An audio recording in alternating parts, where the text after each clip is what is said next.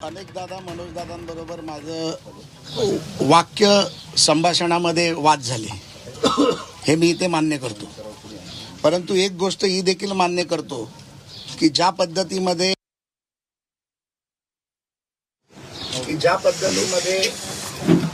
मराठा समाजाच्या आरक्षणासाठी 1981 पासूनचा लढा जो सुरू झाला, त्यामध्ये शेवटी आरक्षण जे मिळालं म्हणजे माझा भाऊ, माझे बंधू, समाजाचे आमचे नेते मनोजदादा जरांगे पाटील यांनी केलेल्या आंदोलनाला यश मिळालं आणि त्याच्यामुळे आरक्षण आज समाजाला मिळालं.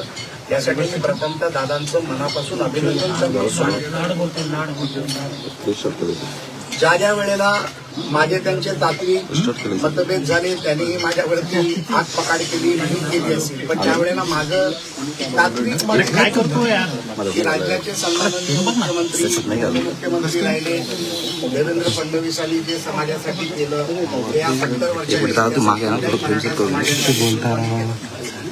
आणि मग कुठला तरी गैरसमजातून काही विषय निघाले असतील तर मी दादांना प्रत्येक वेळेला तीच विनंती केली की देवेंद्र फडणवीसांना पण कधीतरी तुम्ही समजून घेतलं पाहिजे आणि त्यांनी काय केलं हे तुम्ही समजलं पाहिजे. आणि मला वाटतं की काल परवाच्या त्यांच्या प्रेसमध्ये देखील त्यांनी देखील या समाजासाठी आणि आता ज्या वेळेला दादांनी पुन्हा एकदा आंदोलनाची हे केलं, पुकारलं, त्यावेळेला मी मीडियाच्या माध्यमातून दादांना आव्हान केलं. 30 मे मला वाटतं की चुकीची तारीख आहे, पेरणीचा काळ आहे, उन्हाळा आहे, काही मुलांच्या शाळेच्या सुट्ट्या झाल्या तर समाजाची काही लोक गावाकडे मामाकडे गेली असतील, तर आपण हे आंदोलन करू नये. काही मी आकडेवारी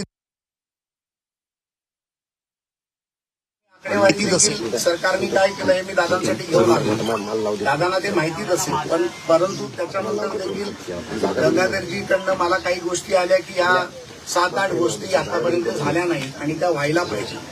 आणि दादांनी मला आवाहन केलं की प्रसाद भाऊनी मला माझा भाऊ म्हटलंय, समाजाचा एक कार्यकर्ता म्हटलंय. मी आज इथे कुठल्याही कॅपॅसिटीमध्ये आमदार म्हणून, नेता म्हणून आलो नाही, तर मी एक समाजाचा सर्वसामान्य घरातला मुंबईमध्ये परेलसारख्या भागात वडील कामगार असलेला कार्यकर्ता, आज पक्षामध्ये, समाजामध्ये, व्यवसायामध्ये, प्रतिष्ठेमध्ये, सामाजिक कार्यकर्त्यामध्ये स्वतःचं नाव कमवलेला एक कार्यकर्ता.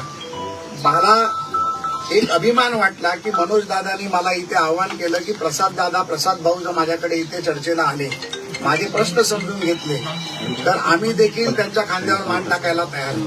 आणि मग एवढा मोठा माझा भाऊ जो समाजाचा आज दैवत झालाय, त्या समाजाच्या दैवताने ज्या वेळेला मला आवाहन केलं आणि त्यांनी 23 तारीख मला दिली, तर मी 22 तारखेलाच येणं पसंत केलं की कशाला दादाला 1 दिवसासाठी देखील थांबवायचं. खरं तर दादा मी कालच येणार होतो, परंतु माझे काका काकू दोघेही फार सिरियस आहेत हॉस्पिटलमध्ये, त्यामुळे मी काल त्यांच्यावर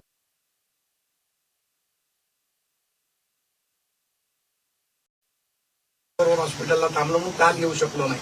म्हणून काल रात्री मी छत्रपती संभाजीनगरला आलो. आज तुम्ही जे मला आमंत्रण केलं त्या आमंत्रणाचा मान सन्मान करून मी आज तुमच्याकडे चर्चेला आलो.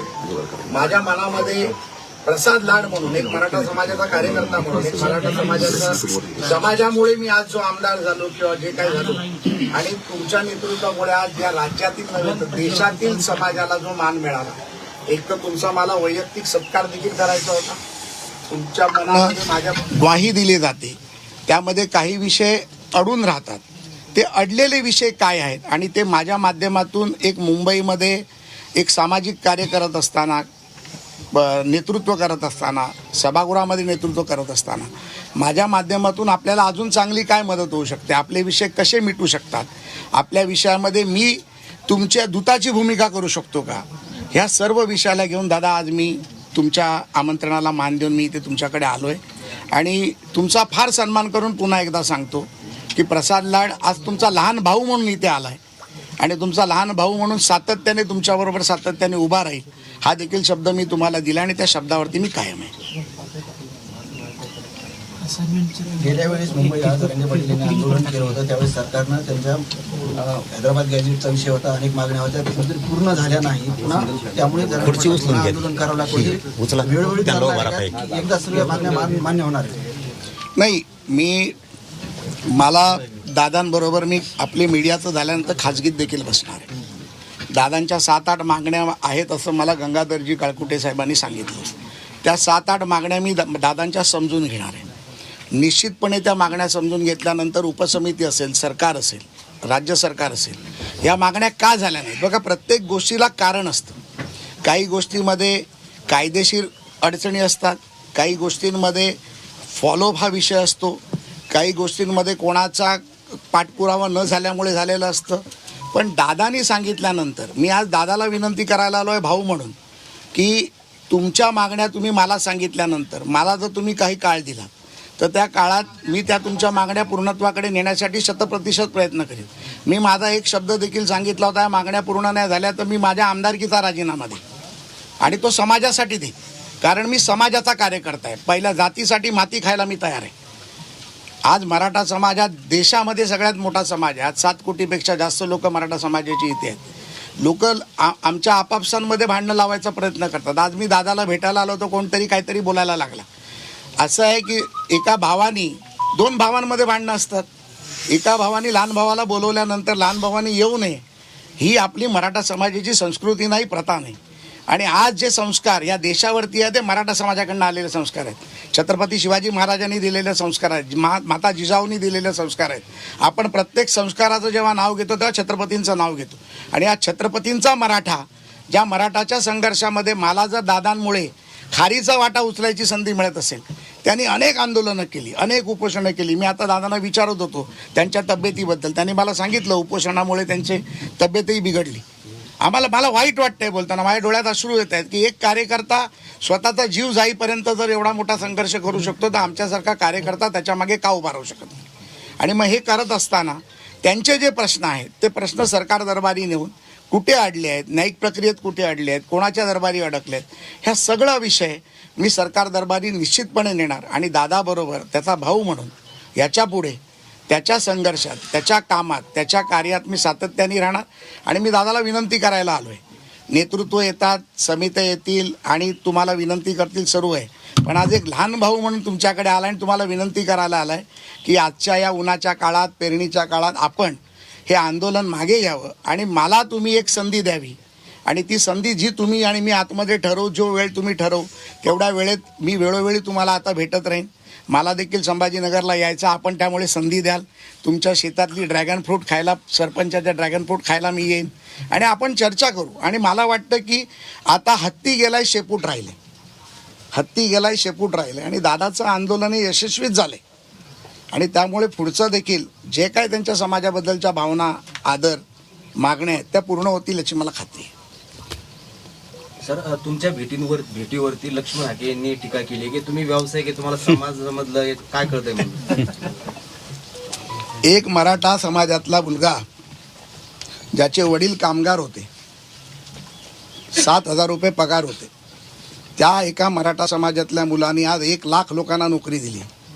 आणि 1 लाख लोकांना नोकरी देत असताना तो मराठा समाजाचा आहे का, ओबीसी समाजाचा आहे का, मुस्लिम समाजाचा आहे का, शीख समाजाचा आहे का, ईसाई समाजाचा, हे पाहिलं नाही. देशभरामध्ये 27 राज्यामध्ये काम माझी कंपनी करते.